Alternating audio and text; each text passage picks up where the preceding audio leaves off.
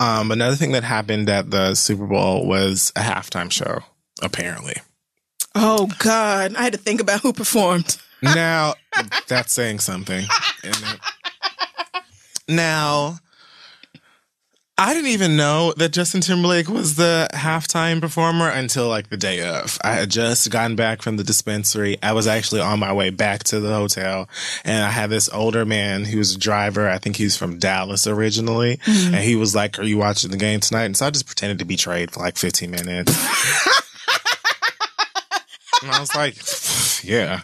I wish I had been present for this. And told him I was rooting for the Eagles, and he was like, you know, he's just so tired of everybody calling Tom Brady a god. And he used the word cracker maybe 5 to 6 times. Okay, sounds like one of my uncles. Right. I like him. So after that whole ride and everything like that, I was like, okay, I know who I need to be rooting for. But he told me...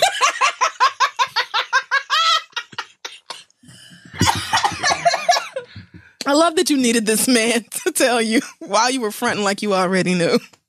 I mean, I wasn't fully aware of who was playing. Yeah, no, I didn't think you did. I didn't think you knew. So when he said Patriots, I was like, oh, yeah, well, the other team is who I'm going for. You're a black ass. That was the same conversation where I found out about Justin Timberlake performing anyway. So... apparently when I got back to the hotel, you know, Sunday was Janet Jackson Appreciation Day. Mm-hmm. Because we're never going to let our queen go out like that. Right. And we'll never forget. Justin, we remind you every time we get a chance. Mm-hmm. Like, what happened with Janet, whether it was deliberate or not, I think maybe we will never really know. I don't know. But the handling of it afterwards was abysmal. And the fact that she, like, lost out on opportunities and was shunned and can never perform at the Super Bowl again, but he can, is like, really? What the fuck? Right. So I was all for Janet Jackson Appreciation Day. It's actually Janet Jackson Appreciation Lifetime, but let's have a day. Yes, of course. There were apparently rumors that Janet was going to be performing at the Super Bowl. I think niggas just made that up. Of course they did. So Janet posted the following on her Instagram. It's just quick little sermon. It says, to put to rest any speculation or rumors as to whether I will be performing at the Super Bowl tomorrow, I will not. Thank you for your support, and I do look forward to seeing you all very soon.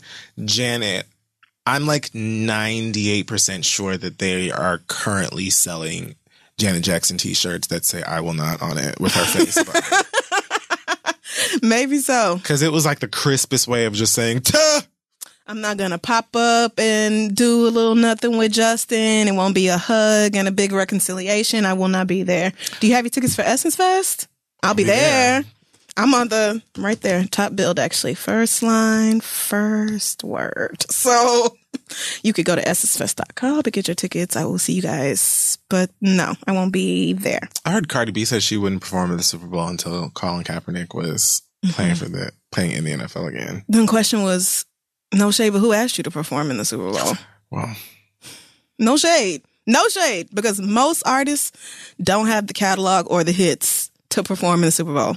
Period. So that's not even me trying to shit on Cardi B. It's just, girl, you just got here and you have like 1.5 songs that white people might know. It's not enough. So, but I appreciate the sentiment. Absolutely. Same. And a lot of people boycotted the NFL all season and the Super Bowl altogether because of the way they've done Colin Kaepernick. So, right.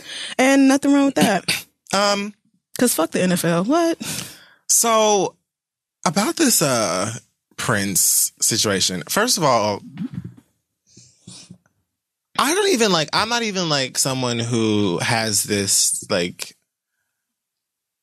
giant disdain for Justin Timberlake or whatever. Like, if the song's good, the song's good. If it's not, it's not. I mean, the 2020 experience was just fucking good. Yeah. It was fucking good. It really was. Not part 2, but part 1. Part everything. 1. Part 1 alone. Just part 1. So good. Future Sex, Love Sounds, whatever that album like was that called. also. Really enjoyed that. Really loved Justified. I really loved Justified. That was my shit. Don't know how I feel about this album, but what I've said, I said. However, I feel like, first of all, his performance to me was boring up until the Prince part. And that was already bad enough. Like, there were like a few people that they could have done that, and I would have been like, oh, this is the moment of the performance if nothing else was good, at least the Prince part. For Justin, it just made it worse. It was almost like when Katy Perry brought out Missy. Oh, God. And then Missy was gone and was like, so we back to you? I was like, oh, well. Well, now this blows. And that's exactly how I felt. Like, I rolled my eyes to the whole Prince moment or whatever, but I was like, at least it's a Prince song.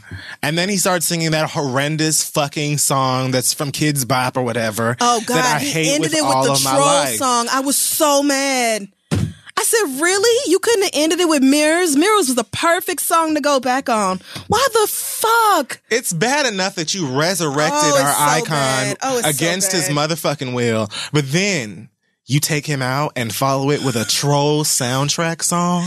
I would say I was not How mad. dare you? I was not mad at the Prince thing because, first of all, at least it was not a hologram, which Prince was very much against and A hologram spoke would have publicly been about. worse, but It this would still have been bothered much me. worse because Prince said, just let me die. Don't do that demonic bullshit. Please. And also, don't do it to me either.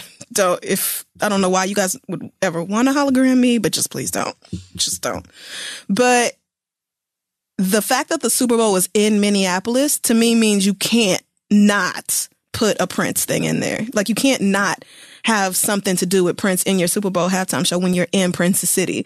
And then the graphic came on and it was like the whole city of Philadelphia lighting up purple, or Philadelphia. I'm so sorry.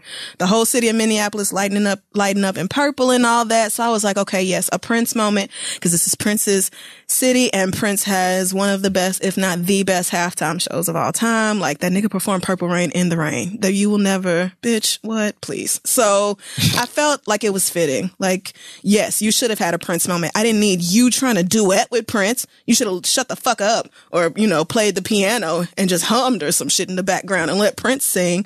But a Prince moment, I think you kind of had to do it in Minneapolis. So that didn't bother me. But that troll song, the fucking worst. I hate it. I don't care how many children love it. That song is really bad and it just irks and grates every time. I was so mad that he didn't just end on the Mirrors. I was just so mad. Why? Ugh. Anyway. I gave it 2 belches out of 4. I was bored for almost all of it. Except the Prince part, truly was. And a friend of mine was there and took video and was like, all them niggas jumping up and down you see going crazy, that's just down on the field for the cameras. The people in the stands were all sitting down quiet as fuck. Got it. Not giving one single damn about Justin Timberlake. Like, what? So, and apparently Janet saw a rise in streams after the Super Bowl, which is just, I feel like that's perfect.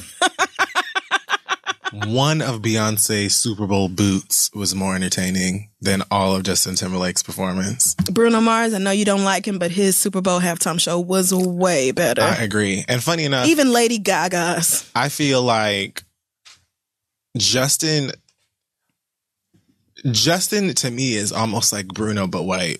Like the reasons that Bruno gets on my nerves, Justin does the same things, but he's Caucasian. I feel like it's easier for people to digest it when it's Bruno because he's brown. That's true. Because Justin definitely, especially in the beginning, when he was still with NSYNC even, he would make little comments like, I'm a black man born in a white man's body, or he would, pick out his little short curly hair and try to act like it was afro. And Justin even said, that he thought he was black for a while with the cornrows and everything. He was doing a lot. And then when he transitioned to his solo career, he made a big name for himself off of being like a white Usher.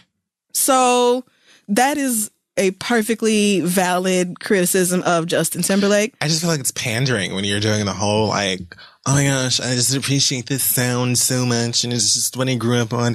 And you can call it Southern all you want to. I mean, it's black music, because all of the reasons you love Southern music is because of black people. But anyway. Right. And then it's like, oh my goodness, look at all of the icons and the people before us. Like, you have to do it. It just feels like Yeah. You know what I'm saying? I do. It's the same thing that I Bruno see what you're Mars saying. does it. It's just Justin doesn't do it as well, and him being white probably don't help. And I'm going to let you feel that way. I am biased because I do like Bruno, and I do give Bruno a big pass. I'm not saying their music is the same. Yeah, no, or but your justification for why you don't like them is very similar. And I'm going to just let you have it. I don't really dislike either one of them. I'm just saying what they do that gets on my nerves is the same. Well, then that is fine. I will let you have it. But Bruno is almost worse because that the little nigga be pint wearing size like nigga, I love him. leather love him. short sets. Yes, it's everything. And Carl Kanai. He tweeted the NFL and said they have an opportunity to put a bunch of Atlanta hip hop artists on stage next year. I was just like, shut up. I don't know. Like, it just. See, no, I appreciate when people with privilege use that privilege to uplift those who really do deserve the spotlight. The NFL, maybe not the NFL itself, but people in general will pay attention to it because Bruno Mars said it. And with the Super Bowl being in Atlanta, it's no excuse to not have Outkast or whoever else on the stage. It's just no excuse. So he's not wrong about that. And it's a lot of Atlanta artists. I didn't say he was wrong. You just get on my nerves. But you clawed the mic. It's so annoying. Ugh, no, I love him.